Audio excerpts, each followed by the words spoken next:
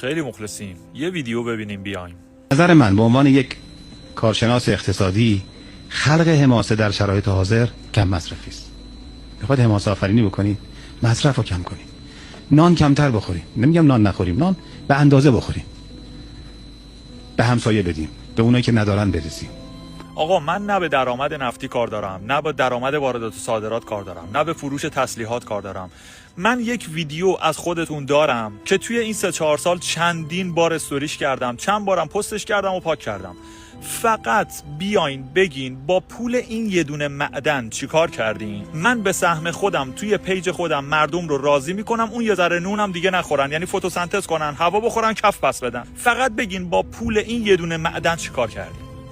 بیرنج میسر نمی شود. همینه یک طلا رنگش هم با رنگ تمام تو متفاوته. راهی مناطق صعب العبور شدیم، به جویندگان طلا برخوردیم. 2 معدن شناسایی شده داریم با مجموع 10 میلیون تن طلا. علاوه بر طلا، سیستان و بلوچستان معادن غنی آنتیمون، عقیق، زمرد و انواع سنگ‌های تزئینی رو داره. به قول گفتنی ما بر سر گنج هستیم. البته اگه قابلیت هامون رو بشناسیم و از اونها استفاده کنیم. مریم اربابی. آقا دیدین حجم توناژ رو گوش کردین؟